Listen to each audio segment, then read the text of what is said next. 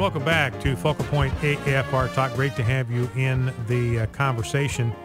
You know, closing the loop on the immigration thing just for a moment. Here's a piece by Alex Kowalski in Newsmax. The labor market is healing faster for immigrants than for U.S.-born workers, as the growing economy favors those at the low and high ends of the pay scale. Joblessness among those born outside the U.S., in other words, they were born someplace else and they immigrated here to the United States, averaged 8.1%, down from 9.7% 3 years earlier. So what Alex Kowalski is saying here in Newsmax is that, and here's another paragraph, immigrants to the U.S. experienced job growth of 13 in 13 of 14 occupational categories. U.S.-born workers only saw growth in 9. So in other words, what little recovery there is helping immigrants to the United States more than it is helping native-born Americans. The jobs are being taken by immigrants. You know, and that's one of the things that's a concern, is that those who come as immigrants to the United States, legally or illegally, is they take jobs from American citizens that have a legal right to be in this country. Now, some of those immigrants have a legal right to be here. I'm not saying they're all illegal and that a lot of the jobs are being taken by people who have the legal right to be in this country. But a lot of them have minimal levels of education. They have low skill levels. And so they wind up competing with, for instance, minority communities. The unemployment rate among black youth is far higher than it is among immigrants, because they're competing for the same jobs, and the immigrants can undercut the American citizens in the wages that they are willing to take. So it's hurting those that are in the minority community. Now, here's clip number 7. John Carl, he is with ABC, and this goes back to a theme we've been pursuing today about how the media are nothing more than poodles.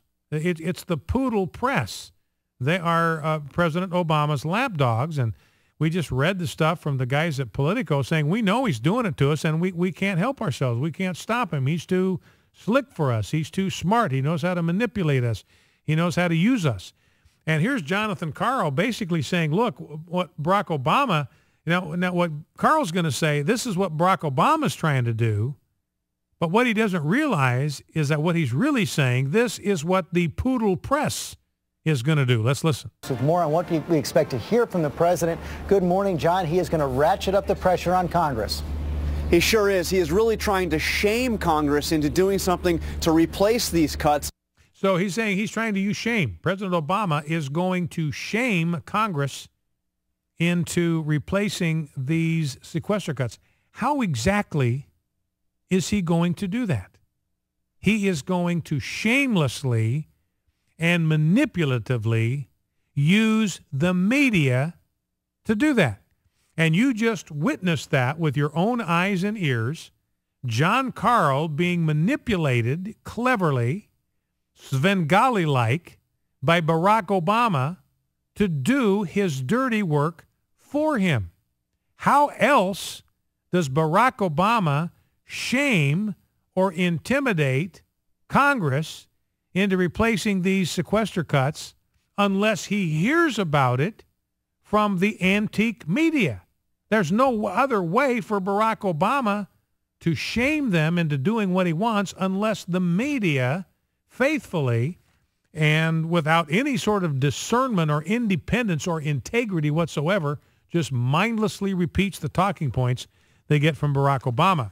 Now, the media is getting a little frustrated. That's why there was that piece from Politico. They're frustrated at the lack of access to Barack Obama, but they slavishly adore him.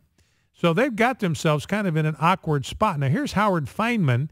This guy is at the Huffington Post, and he is complaining now. So the media beginning to complain now about the difficulty that they have getting straight stuff and information out of this White House. Let's listen. I've watched over the years as succeeding administrations take more and more territory and more sort of power for themselves to determine the rules and the rights of the conversation.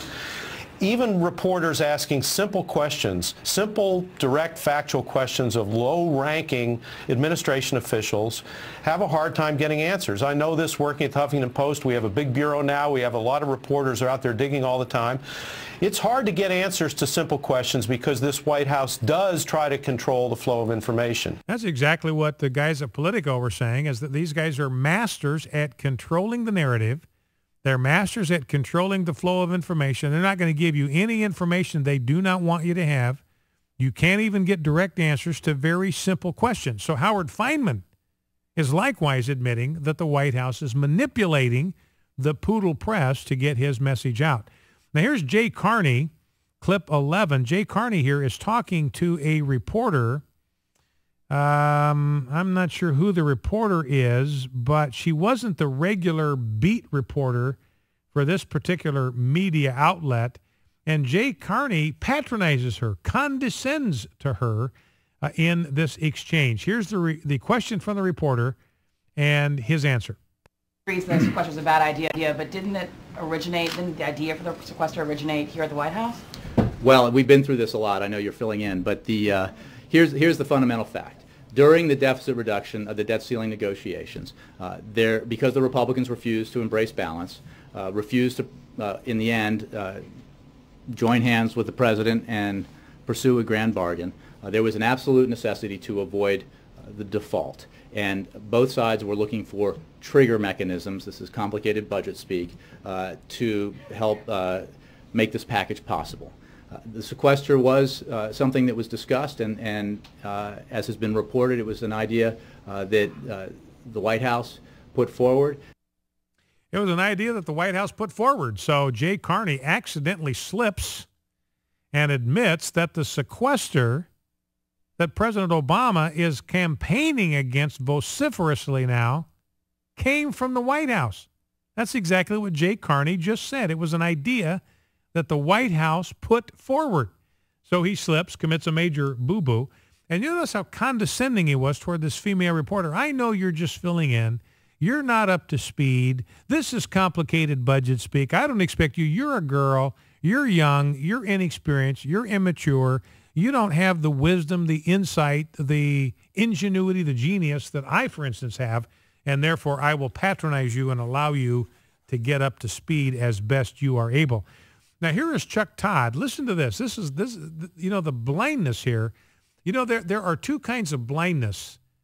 There is a blindness which you've just been fooled. You've just been deceived. Somebody lied to you, and maybe you trusted them for some reason, and you got taken. You know, that's one kind of blind. Then there's the other kind of blind where you're looking right at, and you're looking right at it, and you don't see it. And this is the amazing thing about the media is, you know, you talk to them and they honestly believe that they're fair-minded. They honestly and truly believe that they are neutral, that they are objective, that they are just interested in the facts. But see, everybody has got some kind of grid through which they filter everything. And that's their bias. Whatever that grid is, whatever that screen is, that's their bias. They're biased toward that grid because they believe that that grid represents some kind of meaningful way to assess or evaluate or measure what goes on around them. Well, that's their bias. Now, the problem is the mainstream media are incredibly biased, but they don't think they are. You know, they think their standard. You know, I completely admit that I'm biased. I am absolutely biased toward the Judeo-Christian tradition, toward the values of the Founding Fathers, toward the truth and moral claims that are found in the Scriptures. I'm absolutely biased. I have no problem admitting that. I freely declare that. I'm biased and I know it. The problem with the mainstream media is they are biased, but they think that they are not. And I think they actually believe it. You know, they believe that their way of looking at the world is the only way a rational, sane, educated person could look at things. So here is Chuck Todd talking about what he believes to be a total myth. There are fewer and fewer Republicans that will go on non-Fox shows. Why is that?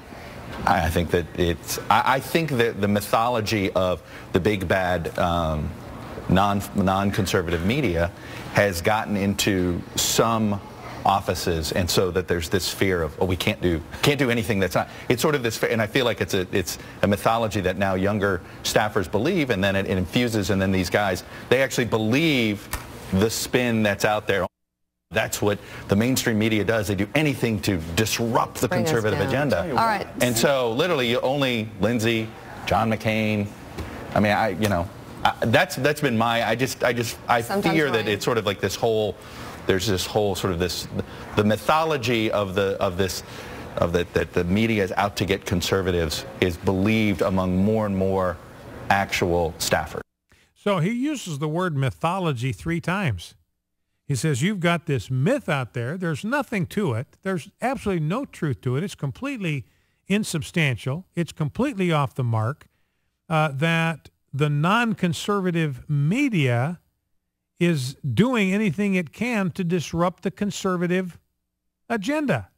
Now, we see that. We illustrate that day in and day out. Every day we play clips on this program that show the out-of-touch mainstream media, the antique media, the mainstream media, doing everything they can to sabotage the conservative agenda. And poor Chuck Todd is so self-deluded, he is so self-deceived that he doesn't even see it. He doesn't even get it. So he is bewildered when people accuse the mainstream media of this bias.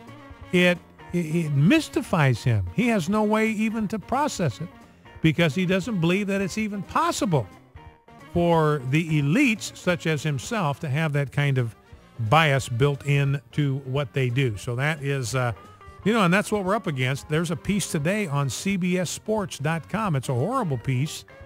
I don't know if I tweeted out a link to it or not, but it's a sports reporter for CBS News going after Tim Tebow because Tim Tebow is going to speak at Robert Jeffress's church, pastor of First Baptist Church in Dallas.